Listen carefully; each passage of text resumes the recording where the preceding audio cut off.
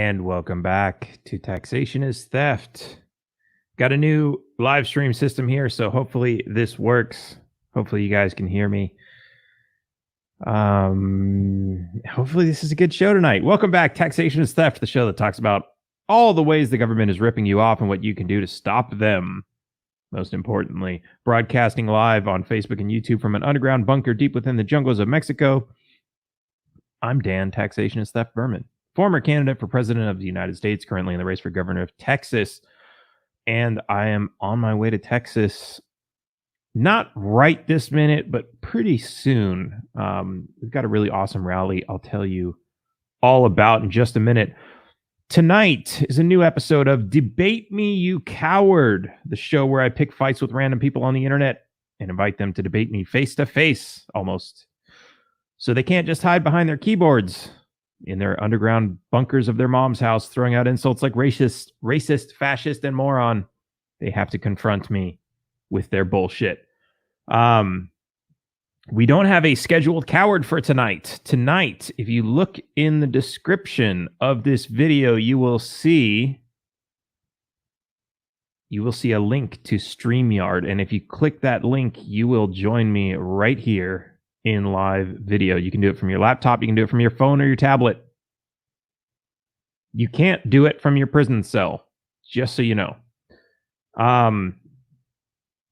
So before we get started, and while I'm waiting for somebody to click that link, let me talk a little bit about this rally we got coming up. So I'm going to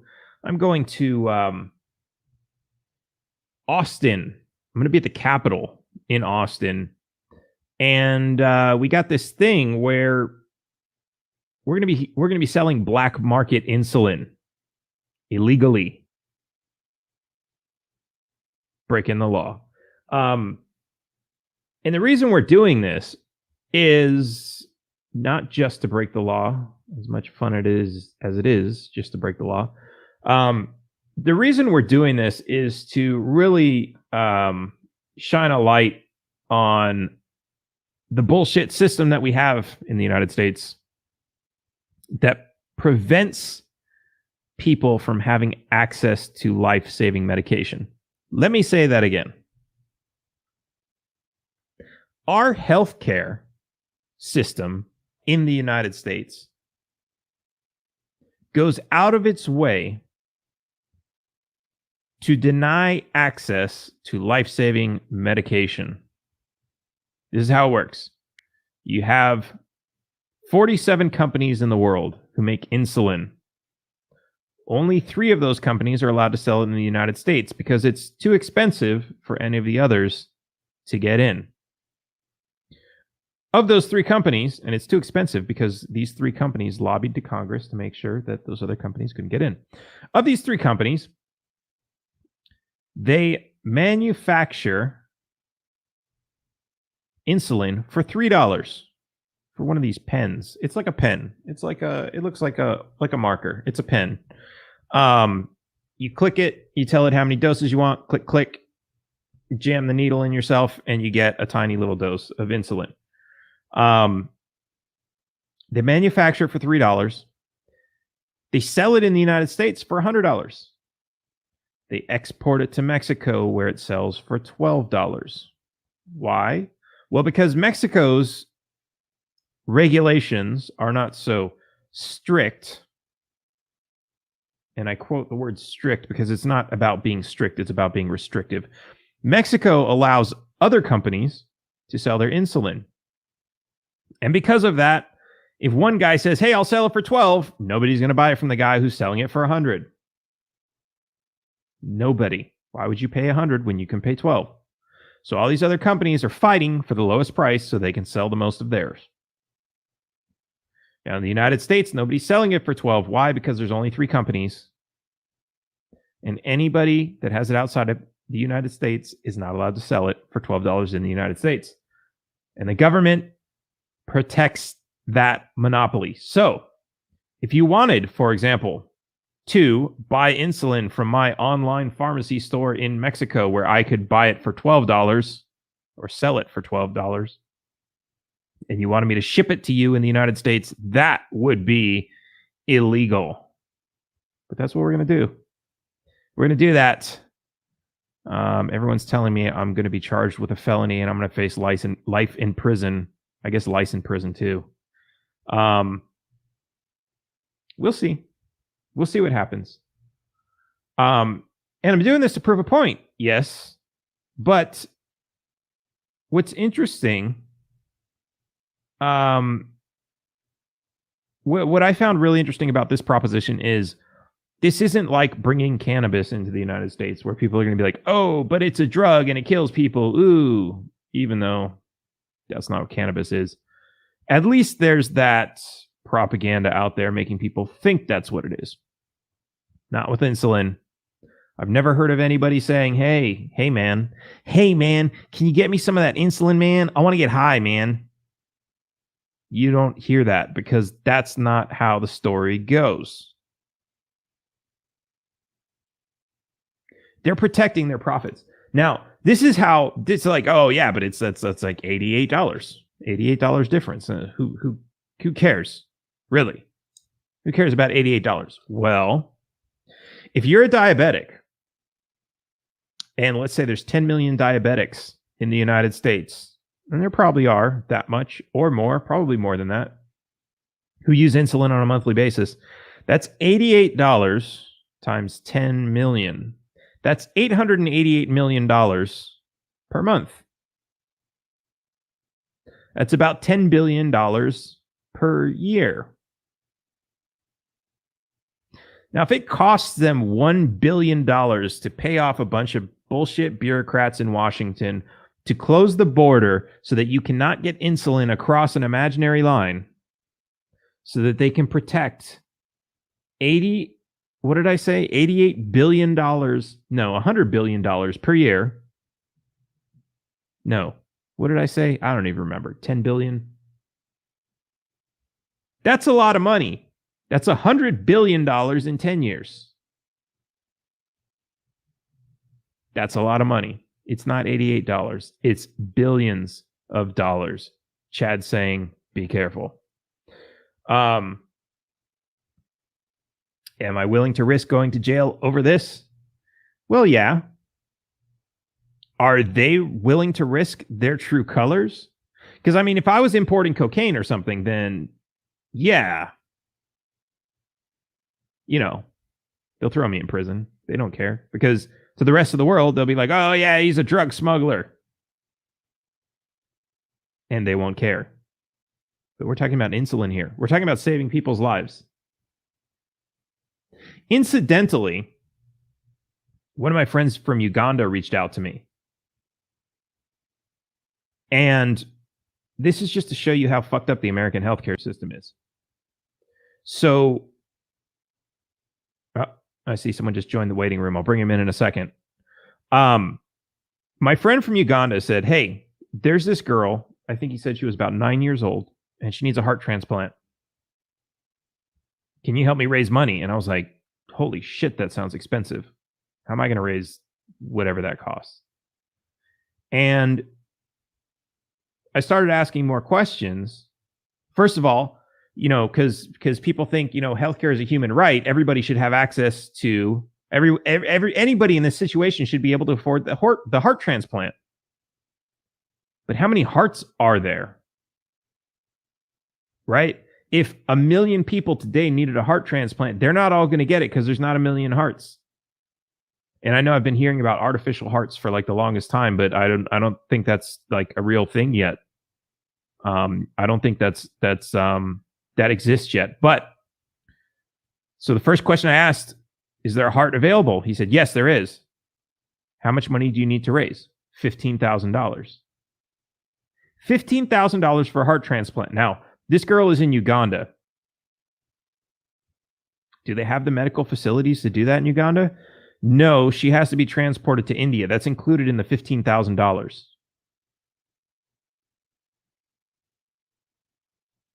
$15,000. So I get on Google and I look for the average cost of a heart transplant in the United States.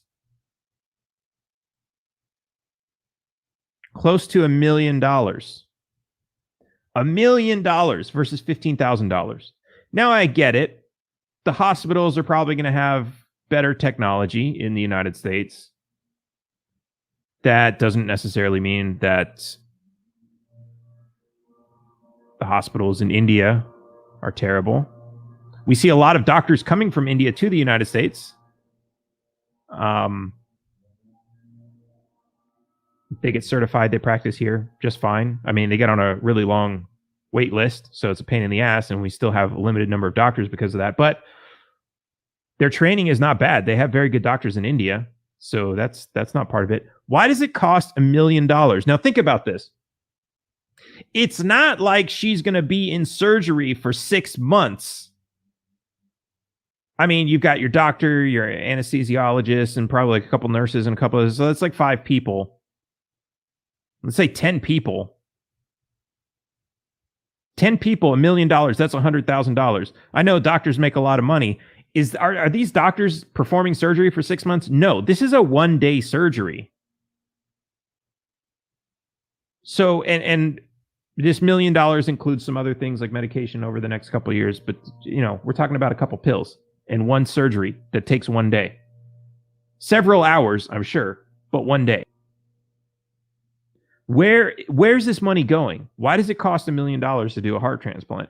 And why is it that India can do a heart transplant, including medical transportation from Uganda, for only $15,000? I don't know the answer to that, but I can guarantee you it's the same bullshit as the insulin that we're talking about here. Pig hearts. I have heard about pig hearts doing transplants. I don't know. Maybe that's a possibility. All right. I have my first guest here in the waiting room. I know who he is, actually. Oh, and he's actually wearing a really cool hat. Let me introduce the Raptor. What's up? Welcome. Of Can course, you hear me? I can't hear anything. You can't. Is my audio working? Is your audio working? I tested. Yes, my audio is Can working. you hear me? Yes. Okay. Well, that's good, at least. Okay. Let me try to. I'm going to take my headphones off. Can you hear me now? Or can you say something now? I am saying something now. Can you hear me? Oh, boy. Oh, speaker. Oh, that's why. Okay, 1 second, guys. All right, try now. This amateur show that you're running over here. I know. Totally amateur. It's a new platform, guys. I just switched to this new app. I am super happy about this. I know I was resistant the longest time because I wanted to use OBS, which had its benefits. And what's interesting is actually like all the things that StreamYard didn't have, I think it has now. Like I can play my intro now. They're doing a lot of stuff. Like I'm salty that they're doing this all now when I just don't have it in me to podcast anymore. Like hopefully I get that back soon. I don't know if you saw, but I was talking to Homeboy about doing a show with him. Homeboy. Oh, your other editor, though, I always forget his name because I'm so bad. Yeah, James. I know it's a J. I'm just gonna start calling him Jay from now on. James. Jay. Your name is now Jay. I didn't hear that. I missed that part. I said Homeboy. So where's the J? Well, Homeboy is just like I can't remember someone's name, so they're Homeboy. Yeah, but then you were like, I knew it had a J in it, and I was well, like, yeah, but I wasn't gonna say Homeboy. That doesn't make any sense. Come on, Dan. So are we debating? Is that what this is? Because I got something. You got something? Let's do it. So the absolute reason why the Libertarian Party cannot win elections is this. Not the saying, mind you. It's the fucking color. Name a more lame color for political purposes than yellow. Oh. Like Republicans have blue. It's kind of noble, kind of gentle. Like, oh, they're going to take care of me. Or sorry, Democrats have blue. You know, they're going to take care of me. Republicans have red. It inspires passion and desire and drive. And we're going to go conquer the entire fucking Middle East. And, you know, you got the Greens. Green is nature, and you kind of feel safe in that. And like going back to your roots, we have fucking yellow. The fuck is that? Well, technically, it's gold. It's fucking yellow. I mean, if you ask a libertarian what their color is, it's gold, and that's like, oh yeah, you damn greedy Jewish bastards, right? You and your gold. Hey, special shout out to Eric the Goat Guy for dropping a super chat. Thanks, man. Yeah, Thanks Eric, you're the best. Eric's awesome. I met him in LA. Sorry that you live in LA, Eric. Or California awesome guy. In general. He's doing all kinds of live streaming. So I'm making fun of this, but also I think yellow is a terrible color for a political party. Well, okay. I can't entirely disagree think with of like a really popping silver. How sweet that would be for our party. Yeah, but silver doesn't pop. Okay, and think about this. You got to put some metallics on it, but it can pop. Some Metallicas on it. Metallics, like get some of that sparkle going on. Kind of like when Beetleborgs got their asses kicked in the end of season 1, and then they had to go metallics in season 2, and they were better. Yeah, but when you print, you can't print metallic, right? So like, I can have a picture that looks like shiny silver, but then like I send it off to the printer and say like, hey, make me a flyer, and it's like it's not shiny. You got to pay like 10 times extra. Well, maybe we should. We're getting our asses kicked otherwise. Well, that goes back to the original problem. We don't have any money in the first place. Where's that money coming from? Has a good. I almost said purple, but it's kind of like purple is royalty, and we're kind of trying to get away from the monarchy idea. But look, purple's banging, dude. Pink. Why can't we be pink? Look at how fucking lovely this color is. Pink.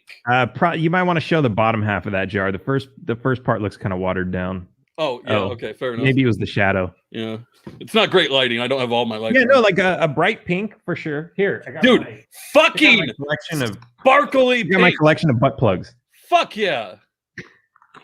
These are actually not. They're like grinding things, but I don't. When I picked them up to show them, I was like, I know. Man. That's you. You're a consenting adult. I know exactly what everybody's gonna think these are.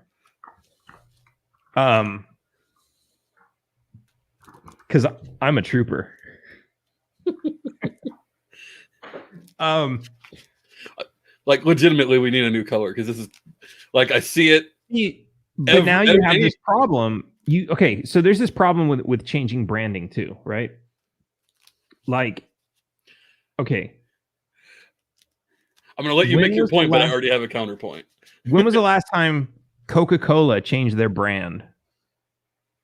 They did. They have. Like they've changed. Like, I mean, they still have. When they change subtly, so you don't notice as much from one change to the other. But like if you go back far enough, it's like, oh, that's really different. But it's like incremental changes. Okay, here's one. Apple. Apple used to be the rainbow apple. Remember that? Right. And now it's just a solid color. So that wasn't even a major change, but they changed the color. And they put a shit ton of money into making sure that went over smoothly.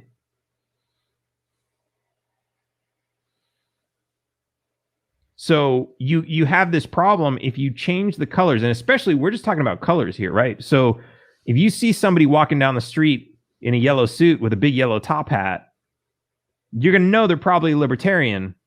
But now if you saw someone doing that in a pink suit, you'd probably think they're a pimp because nobody associates pink with libertarian. Let's not shame sex workers right now. Although pimps are probably not the part of sex work we want to be lifting up. I'm not shaming them. I'm just saying that's what people would assume. I want people to think I'm a pimp. Well, that's fine, but they're not going to think you're running for office. Being a libertarian ain't easy either. Okay, so counterpoint. Okay. If there is ever a time to change your branding, it's when no one knows who the fuck you are anyway. But people are starting to know who we are now. Ooh. Like even CNN is calling us terrorists. That is only because a bunch of Trumpsters think that they're libertarians and use that word on the internet. No, that's because they know the Libertarian Party is growing and they're trying to stop that. Because they know it. Once we hit critical mass, we got that momentum, and they see it growing, they see us fomenting, and they want to stop it. Like they know we're not dangerous right now, but we will be once we get big now's enough. the time to do it though, because like you're right, we could be dangerous soon, and before that happens, we need a better color, because if we go onto the main stage and we're yellow, like fuck, we're gonna get destroyed. Like, look, we wore our yellow pants so you can't see us pissing ourselves on the fucking debate stage.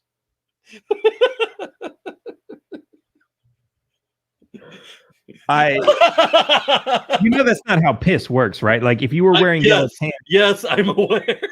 It wouldn't turn yellow, it would turn dark.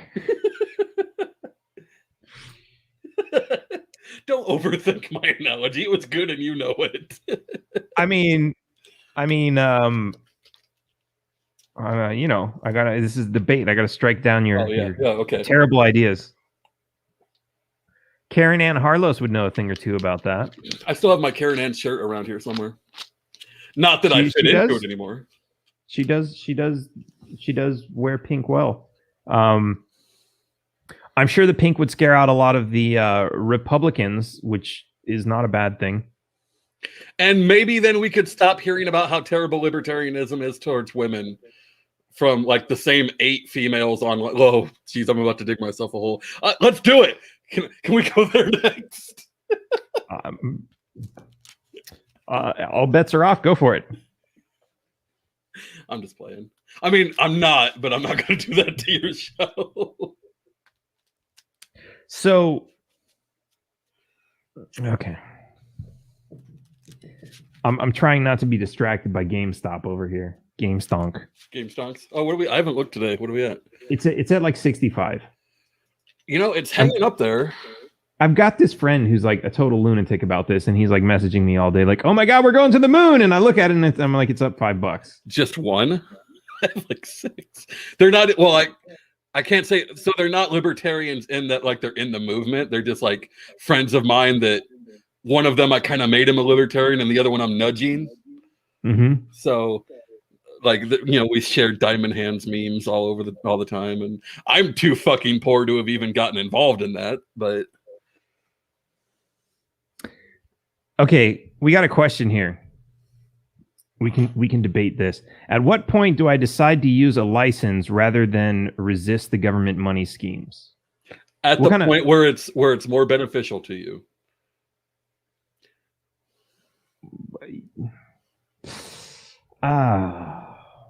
Okay, well, let's debate.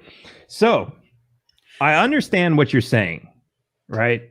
So let's say without the license you can make $1,000. With the license you can make $10,000 because you know you're not hiding in the shadows, whatever.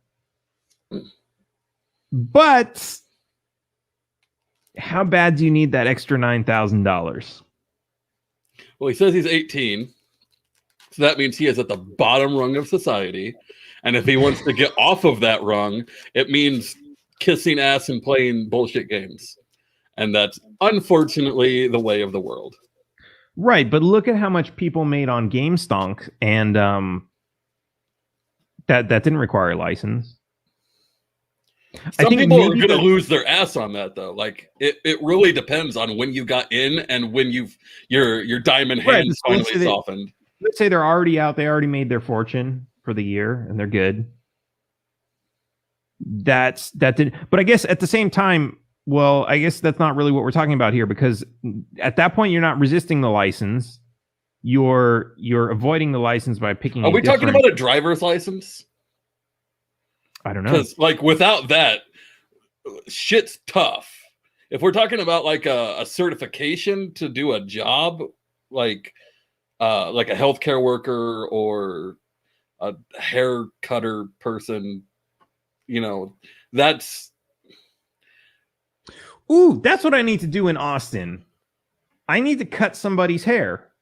Oh, jeez. Because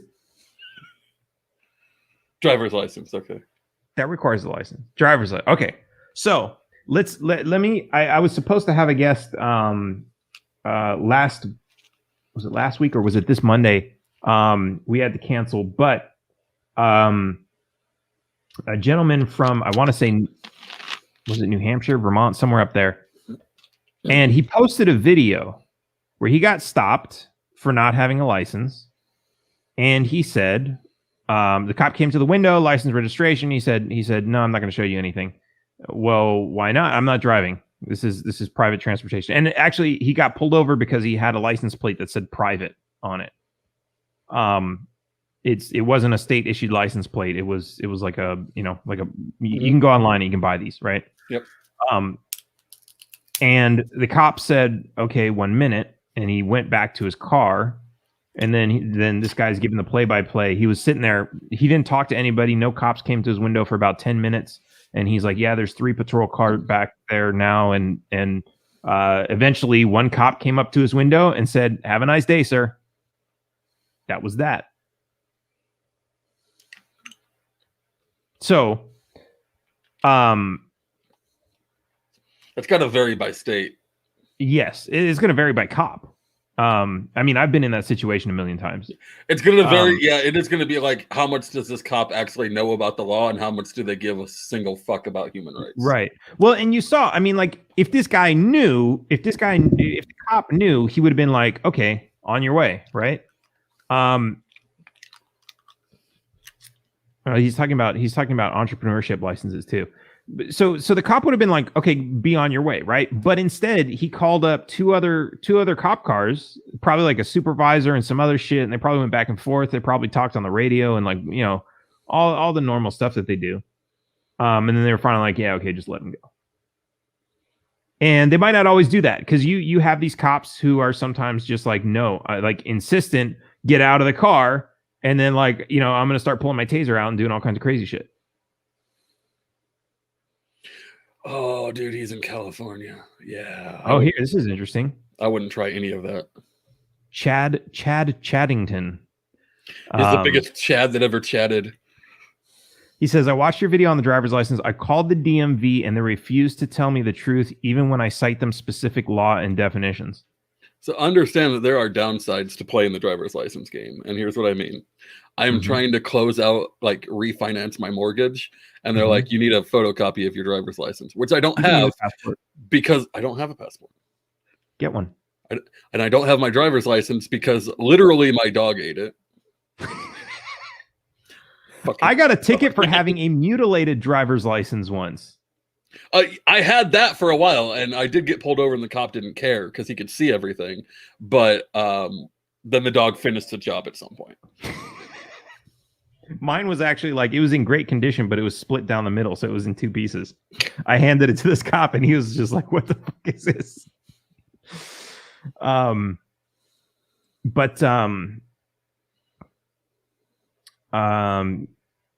Yeah, so, well, Chad, click the link. Look in the description of the video. There's a link that'll get you into this live stream. Come on in. I want to hear more about this. I want to hear more about this conversation you had with the DMV. But it's true, and it's part of it is because they're just trained to do a job, right? They're just trained to be like, okay, you sit here, somebody comes, they want a new license, this is the form. You have them fill out the form, you type it in the computer, send them on their way. That's it. That's their training, right? They don't know the law. They don't understand the law. No. But what's interesting is I went into a DMV once, and I had a federal law, a federal regulation with me, actually. And at the time, I didn't understand the difference between a law and a regulation, but this was a regulation that said no government agency can deny a privilege to a person for refusing to provide their social security number. And I took this to the DMV and I said, I want to get a driver's license, but I don't want to give my social security number. And the clerk that I was dealing with, she was very, very nice. She was like, oh, wow, I've never seen that before. That's really interesting. And I was like, yeah, do you know anything about, I wasn't like, yeah, give me my goddamn license. Like, I was like, yeah, well, I want to get a license. I don't want to show you my social security number, but this is the law that I have that says I don't have to. And, so we were just being nice and friendly and everything. And she was like, okay, cool. Let me, she's like, I honestly don't know. Let me talk to my supervisor. So she went in the back, she got her supervisor. And I saw her trying to show it to her supervisor, and her supervisor just went from like normal, I mean, it's not like she was in a happy mood. She works at the fucking DMV. But she went into this like crazy, like irate mode of like, get that shit out of my face and blah, blah, blah. And she wouldn't come talk to me. And then this woman came back over. She's like, hey, I'm sorry. I don't know like what to do about this. But yeah, I don't know. I can't help you. My supervisor says so. That's the kind of training they get. They don't know, like they don't understand the law. They're not going to law school, and which is stupid because especially when you talk about cops, they're supposed to enforce the law, and they don't even know the laws that they enforce. And I've caught cops so many times, like trying to tell me some bullshit of a law that's not really a law. All right, Chad, I'm going to add Chad in. Chad, you there? Can you hear us? Hey, can you hear me? Yeah, how's it going? Yeah, can you hear me? Yep, can you hear me? Can you hear me now? Hello, hello? Can you hear me now? Yes, I can hear you. Hello, hello. It seems like there's like a 10-second delay. Oh, shit. That's a long delay. Oh, turn off your YouTube. Don't listen on YouTube. Listen through this window.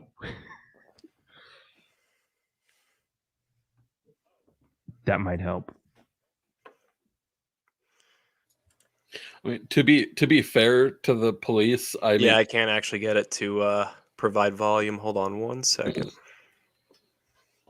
Yeah, that was he was good to interrupt you there. I don't want to hear where this is going, man. Well, I mean, who can know all the laws? There's so fucking many of them, and they contradict. That's true. That's very true. But they're bastards for upholding bad laws, sure, but Yeah, and I get that, and that's why we need to eliminate like most of the laws. There we go. I think we're good to go now. All right, can you hear us now? Yep. I had the sound settings. I use secondary display sometimes, so I had to change it up, but we're good to go. Awesome. So tell me, how do you feel about the DMV? About as comfortable and secure as I feel about like the IRS and Federal Reserve and all that jazz. Yeah. I called them the other week too. I spoke to their tax law department. They refused to cite me the law that requires I pay taxes. I even cited them, the Stephen Miller video in front of Congress, Ways and Means Committee, I believe, testifying that it's voluntary and all that. And they just refused to give me anything. I saw your video actually on the DMV or the driver's license. Sorry. And I called the DMV. And I'm like, hey, this is the law, And I pulled up the definition of motor vehicle and commercial purposes. And I read it to her. And I'm like, so am I required to get a driver's license if I'm traveling in my vehicle? Or is it only when I'm driving a motor vehicle? And I think it was begnopardon.com also had a list of quotes by the Supreme Court decisions. And I cited a few of those. And she's like, hold on one second, put me on hold for like 15 minutes. Came back and she's like, I'm going to take your information and call you back. Never called me back. Asked to speak to a supervisor, wouldn't do it. I'm like, I mean, yeah, it would put them out of business, but I just think it's funny. No, I mean, that's really the kind of thing that they do, because if they tell you like, oh yeah, no, you don't need one, then you're right. They're going to go out of business. They're like, no one's going to need a license as soon as they tell you, oh, you don't need that. And and they'll recite this over and over again. Driving is a privilege, not a right, which is true, but I'm not driving. And they use like this whole mix up of words, and like they have like these, they're only allowed to, like, I've been in these situations where like they'll tell you certain things using certain words, which is like it's kind of like approved propaganda that they know they're allowed to say to people. But it's like driving is a privilege, not a right. Like that kind of thing. You'll hear that over and over and over again. But it's like, if you ask them for like legal advice, like, well, is it true that it's illegal to do this? They don't know. They won't tell you. I mean, actually, on that note, I called a tax attorney, I think the day after that I had contacted the IRS, and I couldn't record that conversation for obvious reasons, but I did record the IRS ones and put them up. But he essentially told me, I'm like, I'm like, hey man, I'm not here to provide you like an 861 argument or anything like that. I'm like, this is the law. I want to know if it applies to me. Am I actually lawfully required to file a tax return? Because I don't meet the definition of employee. When you look up the definition of employee, it doesn't apply to most people, you know? And I think I saw that in your Dave Champion video. And it's got more to do with the withholding than the filing, but yeah, go ahead. Yeah, and he even told me, he's like, look, no matter what you do, he's like, even if your argument is legally sound, at the end of the day, he's like, if you have the best lawyers, it doesn't matter. He's like, the Federal Reserve is a private bank, the IRS, he's like, they're like the mafia. They're going to come after you no matter what you do. And I'm like, this is a tax attorney telling me this. I'm like, is every single person a cuck now? Like, no one wants to have any balls. It's just like, my God, man, just let them push you around, you know? No representation. Yeah. Why did we separate from England? No, that is absolutely true, man. I wanted to say, I don't remember, but yeah, that's the way it is, man. And I've talked to, I did talk to a lawyer when I was talking about John McAfee's case, because I saw his indictment, and he's his whole situation. He's in Spain. He's being indicted for tax evasion. And when I looked at the actual indictment, they cited him on section 7701 and 7703, which is willful failure to file a return. But just like employee, if you look at that, it says, any person who's supposed to file a return and doesn't, which sounds like him. But if you look up the definition of person for the purpose of that chapter, it is the officer of a corporation who's responsible for filing for a corporation. And there's no corporation cited in his indictment. And what's interesting is if you go back to Wesley Snipes, because that's always the case, everyone says, oh, tell that to Wesley Snipes. His indictment, he was indicted with 4 corporations that he had.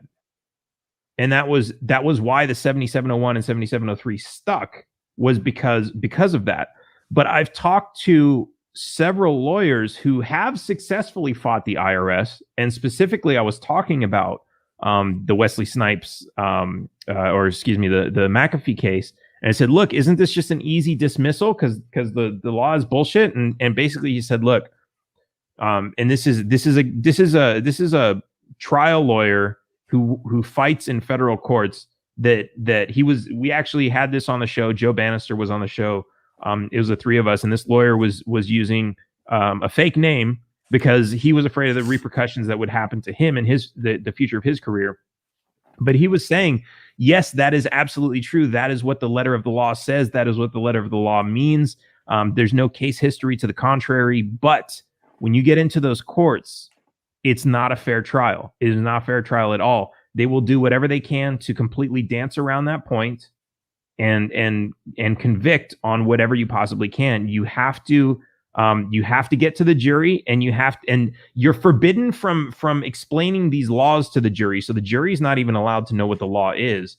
And you really just have to win an emotional appeal with the jury. He said that's the only way, unfortunately, to make this happen most of the time, because the judges are corrupt, or they're being blackmailed by people in the IRS. They have pictures of a judge having sex with a minor and whatever, and they're just blackmailing these guys to make sure that the big secret doesn't get out. It's insane. That's another thing too. Jury nullification. They don't even like when you tell people that. I made a video on that actually, and it's like people were like, "I didn't even know that's a thing," and I'm like, "Yeah." I'm like, a lot of people don't. I'm like, spread it around. I'm like, it's your right as an American. You know what I mean? If you ever get picked for jury duty, if they make a law that says, oh, you have to shoot every dog you see in the face in the street when you take a walk. Obviously that's a stupid law and it shouldn't be applied, but you can actually, deliberate and not convict the person because you don't agree with the law, not because you are told you have to make a decision based off the facts. And, it's just so misleading intentionally.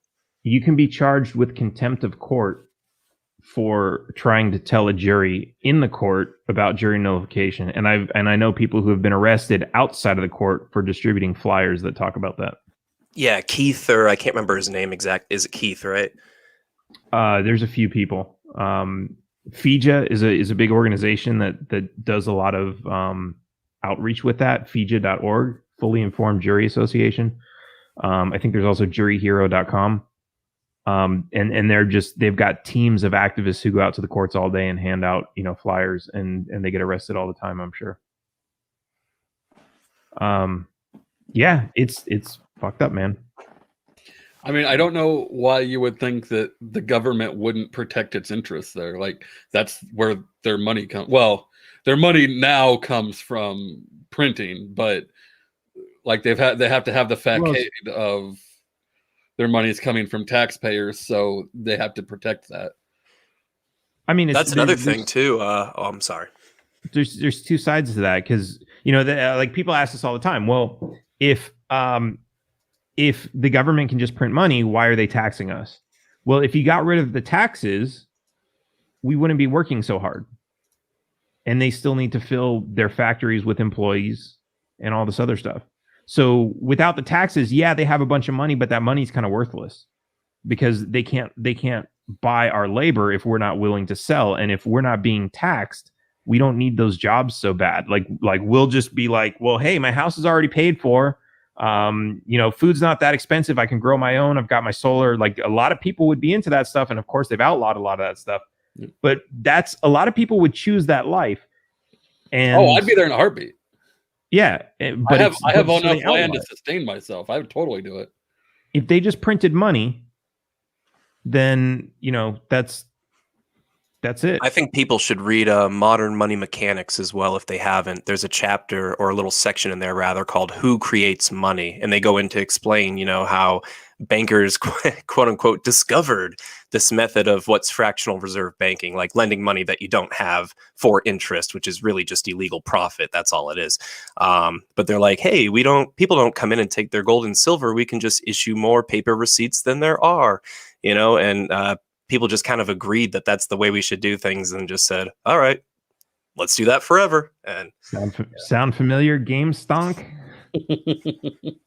That's it. That's funny though. It's not funny, it's scary, but like, imagine if these game stonk traders, and I'm like over here, like looking at whenever I say game stonk, I got to look at like what it's doing, what's it doing. Imagine if those people said like, hey, let's do the same thing, but let's take all of our money out of the banks. Yeah, I said we should use the momentum of this whole thing to make people understand the entirety of the financial system, because anything else is a symptom. If you don't get at the root of it, you're not going to make any effective change, I mean, yeah, absolutely. But I mean, like, looking at the numbers, right? You've got GameStop was originally shorted by 150%. And so what that means is they lent stock that they didn't have. Using a fractional reserve system, they would lend it to somebody else, and then they would lend it to somebody else, right? And that's exactly what our fractional reserve system is, except our system is not 150%. It's at 500% or something ridiculous. Yeah, the dollar has no value whatsoever, and well, that's how far it's been leveraged to 700%. So basically, for every dollar in existence, there's $7 in some account somewhere. So if 1/10 of the population pulled their money, if the population pulled 1/10 of their money out of the bank, the whole system would collapse. 1/10.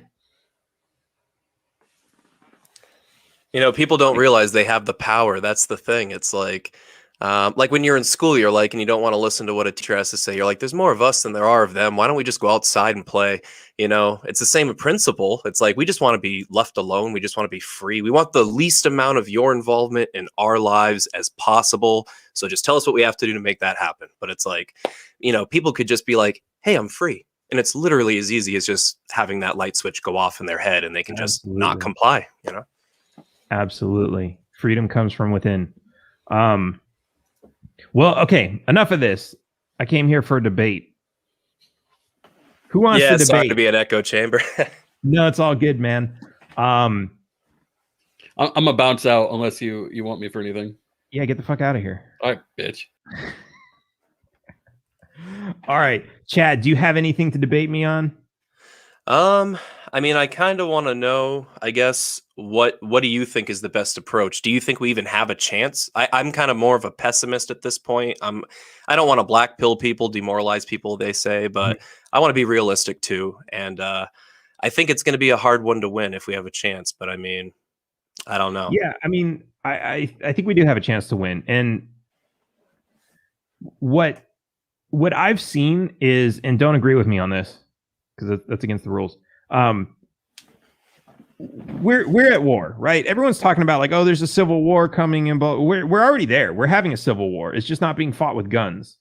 It's being fought with information and propaganda. And we've talked about this for a long time, right? Like we've talked about like the U.S. is going to go to war with China or Russia or something, and it's going to be wars of information or currency wars or these sorts of things, wars of ideas and idealism. And we're having a civil war by those exact same means. We're not shooting each other, although a few cities have been burned down. These are wars of ideas. And what I think what I think we have is we have one side that's completely on the offensive. And they're attacking the entire structure, the entire ideology of American freedom. And they're attacking it through like all these different means. Everything is racist. Everything must be free. Capitalism sucks. Freedom sucks. All these ideas that they're pushing. And that's not to say that like you can, and I mean, that's the great thing about their propaganda, right? You can point at something and say it's racist. And racism is bad. We should get rid of racism. But when you start pointing at everything and say everything is racist, then you're pushing propaganda. You're not really trying to get rid of racism. You're trying to start a war so that you can divide the population and conquer by implementing, whatever it is you want to implement. So while we're distracted fighting each other over whether or not it's racist for, something else, or, whether or not it's okay for this one guy to be a transgender athlete, and like the whole nation's talking about this one guy that doesn't affect like 99% of the people. Meanwhile, they're implementing new taxes. They're giving out trillions of dollars in bailouts. They're starting new wars and all this other shit that nobody's talking about. That's a civil war. And they're going to use the civil war to implement new policies and all these other things. So what we need is not to just say, we need to prepare for a civil war with our guns, because your guns, you can't shoot an idea. It doesn't work that way. So the civil war is already here. It's a war of ideas. And in order to fight that, the only way to fight it is to have the right ideas to combat it and figure out the right way to disseminate those ideas to a mass number of people. And those ideas have to come with the idea of nonviolence, because if you have an idea and that idea requires violence to back it up, then you're no better than the people who have started this war. Defensive force is one thing, but of course, defensive force is not violence, because you're not violating anybody.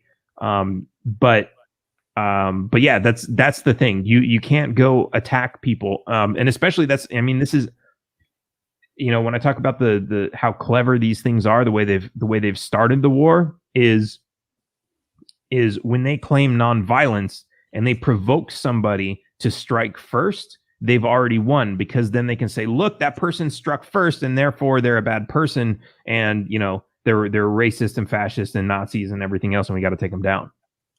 See, I think that it's not even really that the ideas that people cling to are harmful and divisive, which they are, but I think it's more so they've strategically, and they've done this over decades, it's a very long, drawn-out Fabian approach to where they've effectively ruled people's minds completely neutered.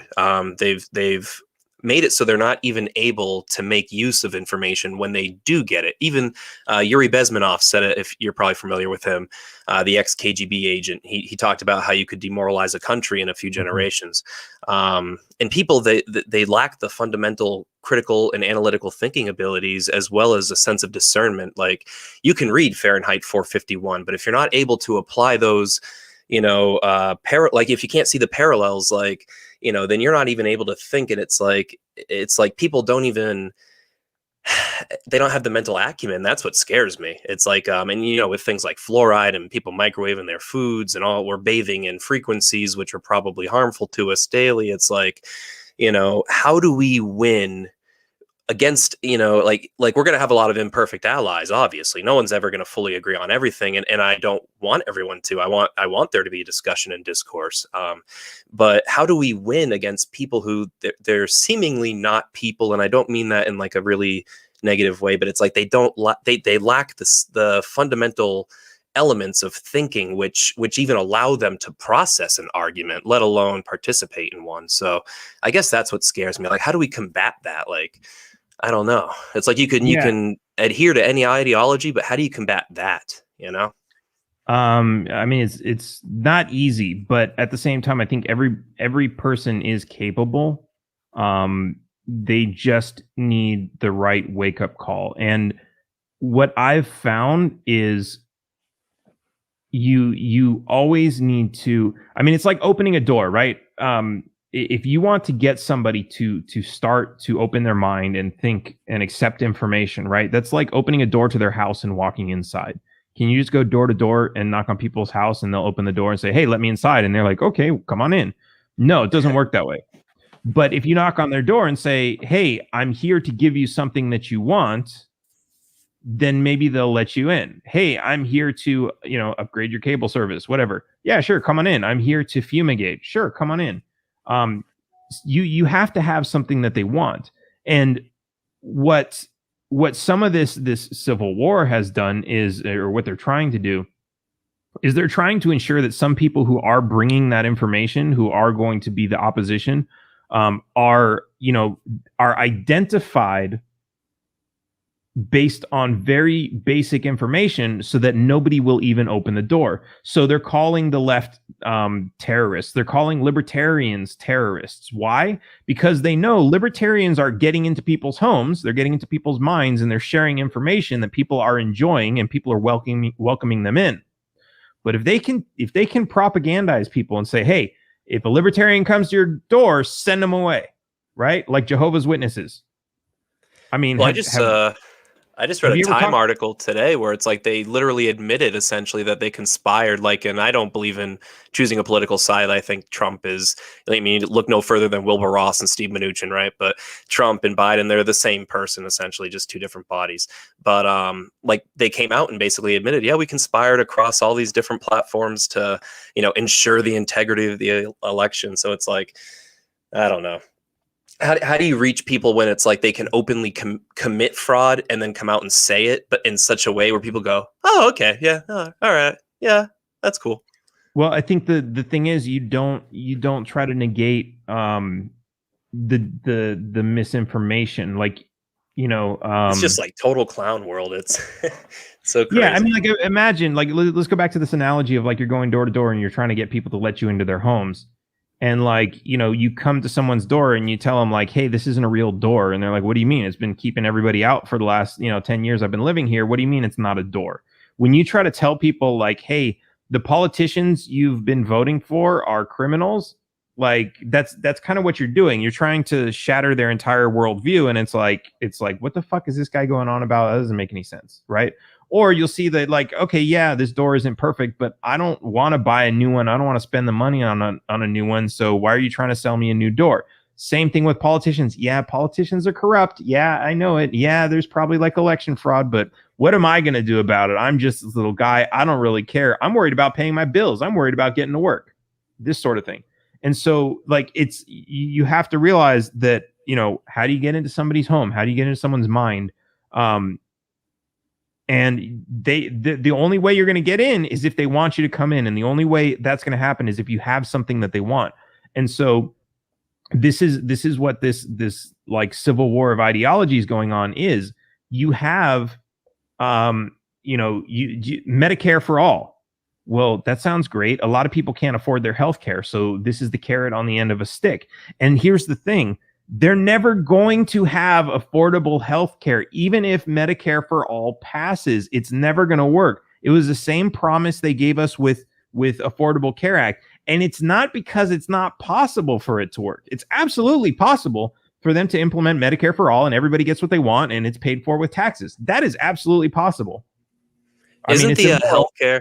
It's unethical because they're stealing, but it's not going to work because as soon as it works, they have no carrot on the end of the stick. That's the thing. That's how they lead us. Healthcare, that's how they get our attention. That's how they get their support. On the healthcare angle, aren't they on tape conspiring? I think it was like Nixon and Kaiser Permanente to like scam the American people out of giving them money and not really giving them any healthcare. And I think like the next day he came out and gave a speech about how it was going to be great for Americans. And I don't know, I just think that's funny. Like, I don't know. It's like people have information, but they can't. It's the same thing. Like, so what am I going to do with that information? Like, what am I gonna stop buying from one of them? Am I gonna just be healthy and not need healthcare? Like, what can you actually do? And this is why I play the politics game, because like I understand when it comes to healthcare, there's only one thing that people feel they can do because it is the policy of the government and the corporations that have made healthcare unaffordable, right? And there is only one thing that an individual can do to change that, and that's to vote. And I know a lot of people say, well, voting doesn't change anything. And yeah, that's very true in a lot of ways. But when you get them to vote, you get them engaged. And I'm not talking about what actually causes change. I'm talking about what this individual feels will cause change, is for them to vote for somebody who's going to go in there like a fucking wrecking ball, like what they thought Trump was going to do, drain the swamp and all that stuff, is to vote for somebody like that. And that's all these people feel like they can do. But when you get them attached to that mentality, like, hey, we're going to support this guy, we're going to vote for this guy, and he has this plan, we're going to support this plan. And when you know, and then when you get a lot of people excited about that plan, and now you have other policymakers who are getting excited about this plan, which, yes, if they're all in bed with like the conspiracy, that's not going to happen. But if you create this pressure, eventually you get other people who are going to be on board with this. You're going to have other people who are like, well, I'll say whatever I have to say to get elected. I'll support this plan that's becoming popular so that I can get elected. They're not part of the conspiracy. Maybe they're just greedy, whatever. They want to get elected. Okay, fine. And then there are some people who realistically want to help. Like myself, I put myself in that class, and there's not a whole lot of us, but we're there. And you create, once you get people kind of stuck on this idea, on this mentality of this is the way things need to be, then anyone who comes on TV and says, oh, we need Medicare for all, they're going to object to that and say, no, that's stupid. That's a terrible idea. And it doesn't matter, like, you know, all the details about, I mean, you know, with who threw the ball in like the third round of fucking, I don't even know anything about sports ball, but like, you know, who threw the football in like, you know, the third round or whatever against the second team in the 2019 Super Bowl. I don't give a fuck. But like some people they'll tell you like, oh yeah, they played a good game and they won, but they don't know like every single move that happened. And it's the same thing with politics. We know who won. We know who got elected. We know who's in the White House.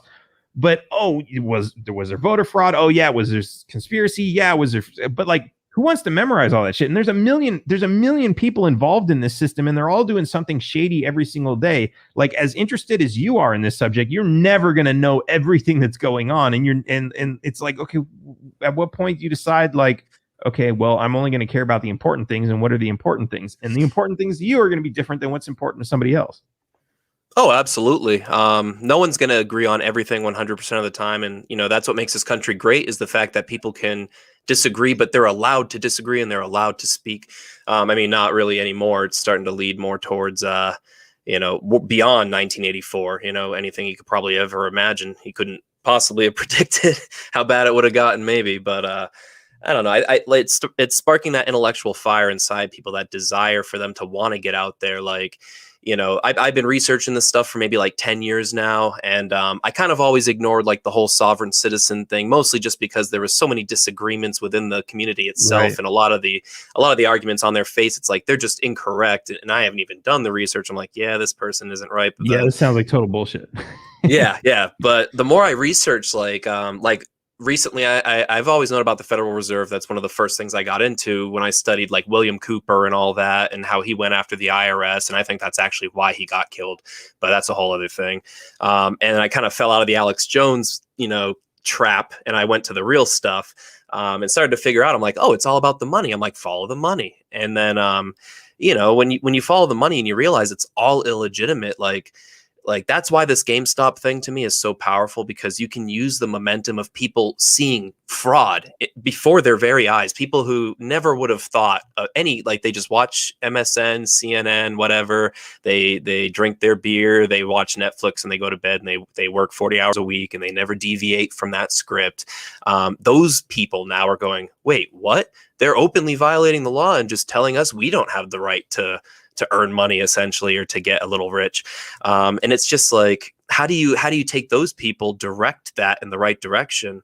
And I tell people all the time, I'm like, there's a reason why they shut Occupy Wall Street down like real quick. It's like, not that, they had the argument fully right, or that I fully supported the movement in every way, but they had a lot of the right elements. Like, hey, let's go after what matters. Let's go after the financial system. That's how they fuck us all. It doesn't matter if we're left or right. And you even saw that recently. You saw people on the left, like, hey, the enemy of my enemy is my friend. Like, I might come together with a Trump supporter if it means we can survive at least. Then we'll go back to hating each other. But they never want people to focus and actually pay attention to what matters, so I just want to be able to fix that. I want to make a difference, but I want people to realize they have the power. There's a reason the pyramid gets smaller as it goes up. There's more of us than there are of them. And they know that. That's why they work overtime to control our minds, not just with propaganda, but just how our minds work in general. I tell people a lot with this COVID thing. I mean, think about, this is one aspect people probably don't even think about.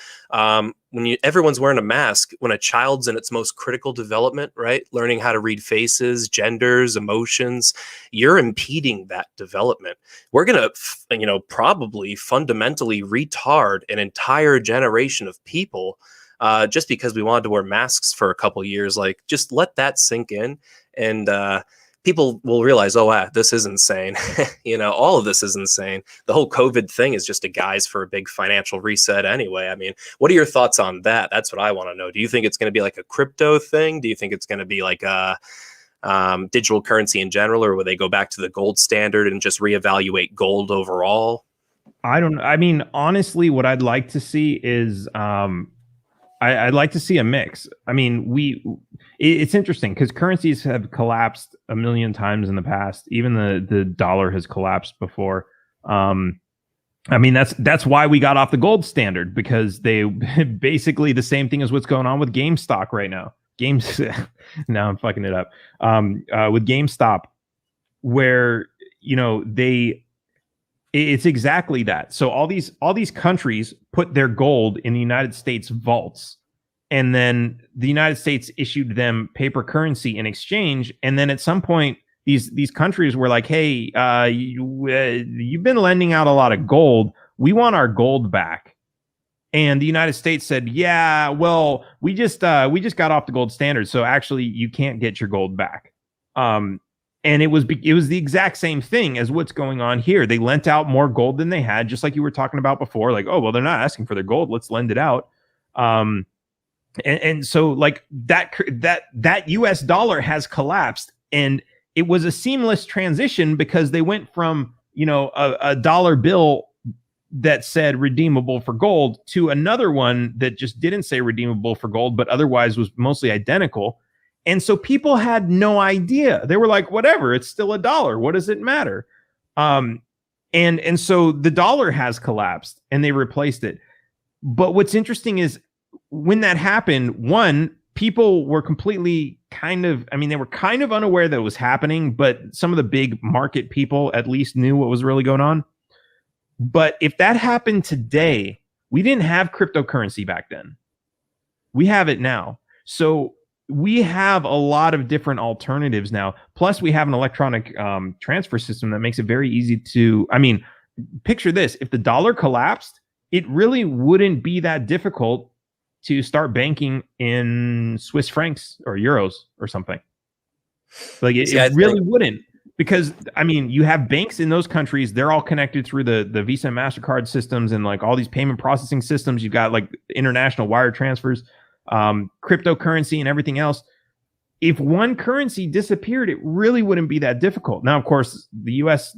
government doesn't really want that to happen because that's how they maintain control of everything, right? Because they can't, if they don't control the currency, they can't print money. I think Which means- decentralization is key in general, even if it's gold or crypto. But that's why with anything really. Yeah, and that's why the legal tender laws are so important to them to make sure that we can like it doesn't matter at the end of the day. It all comes down to dollars. With legal tender too, on that note, you're probably familiar with this, but I urge your listeners to research the Jerome Daley First National Bank of Montgomery. It's also known as the Credit River case. During that case, Judge Martin Mahoney, who was allegedly murdered 6 months later with poison when he was fishing, decided in that case, Mr. Jerome Daley was a tax attorney and he didn't want to pay his mortgage. He decided, hey, they didn't put up any real credit or any real value when I took out my mortgage, so therefore I'm not required to pay it. And in that case, it was actually determined that Federal Reserve notes were not lawful legal currency. And to appeal, and Federal Reserve employees even gave testimony, and they explained how they printed money out of nothing essentially, and everyone in the room was like, "Wow, this seems like fraud." So they essentially ruled it fraud, and they had a chance to appeal the decision. But to appeal the decision, they had to file at the clerk's office. It was, I believe, $2, and they went and brought 2 Federal Reserve notes, and they refused to accept it. You can't be brought to court for being accused of having monopoly money and then be like, oh no, it's cool, and then pay your fee with monopoly money. But that decision still stands. So I suggest people look that up. I'm gonna look that up right now. I'll read it afterwards. But what was the name of it? It was the Credit River case. It was a man named Jerome Daley, Daly, and the justice was Martin, I believe, M. Mahoney or V. Mahoney. But it was 1968. All right. Yeah, I'll check that out. There was another one. I thought this is the one you were talking about. There was a guy who he bought a house on a mortgage, and he sued the bank saying that totally different story. But he basically said, since the bank didn't lend him any money because they issued him credit, which was then deposited back into the bank, some sort of something like that, but on their ledger. So this is how it works, right? If a bank has $1 million in deposits and they lend out $100,000, well, then they now have $100,000 worth of credit. Yeah, the whole 10% thing. Yeah, which they made up for that. Plus, they have the deposit back in there, so it basically shows on their ledger that they have more money now. And so he used this argument, and he actually won, but of course it was overturned a little bit later. But basically his argument was like, yeah, we have a contract, but they didn't really give me anything, so I don't need to return anything, which is interesting. But yeah, and of course that's, realistically it doesn't make sense, but it does show how kind of screwed up this system is, that it's so difficult for even judges to understand sometimes, like what's really even going on with a mortgage. It's fascinating. But this is an interesting one too. This is actually a law that says the US government cannot make payments in gold or silver. So if you went to the Treasury and you brought them a $50 gold coin and you said, hey, can you give me change for this?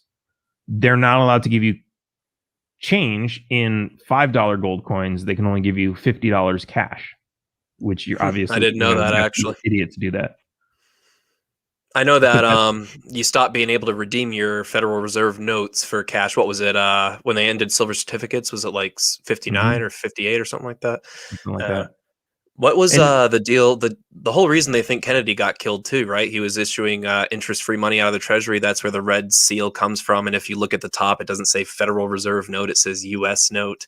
And this is interesting too. So the Constitution says that the U.S. government can only make money out of gold and silver. Yeah, the coinage clause, right? which obviously Federal Reserve notes are not. But yes, that was brought up in the Jerome Daly case, actually. right, but the Federal Reserve is not part of the government, so it's legal for them to actually make that. And I think what probably happened in this case was it's not legal for them to make it legal tender. I think so. Yeah, it's convoluted. You have to reread things over and over. You know. Yeah, but it's pretty wild. Anyways, I think we're at the end of the show for today. Yeah, I appreciate you having me on, man. Yeah, this was awesome. This is a good talk. Not a whole lot of debate, but that's okay. Next time, guys, if you're listening to this, if you ever heard me say something that you don't agree with, which I know is never because I'm right about everything, I think this is going to be our regular thing. So we have a link. If you go to taxationistheft.info where you can click debate me, you coward, and you can sign up ahead of time. But I think I'm gonna make this a thing where I post the link in the live stream. So if you see this live stream come up, and it's gonna be every Friday more or less at 6. Actually, next Friday is gonna be the last one because after that I'm heading to Austin, and I'm going to be doing a tour around Texas for the campaign. But other than that, every Friday we're going to have this, and the live stream link is going to be right there. So all you have to do is click on that to join, and join the queue, and we'll get you in here and we'll debate, you coward. All right. Well, reminder, go check out taxationistheft.info, buy one of these really awesome hats, get yourself a flag. There's all kinds of cool stuff there. And also check out nuggofknowledge.com. It's an awesome CBD hemp company, 50 state legal CBD flower. It's like weed, but it's diet weed. And there's also some really awesome THC Delta 8 vape cartridges there, which is like, some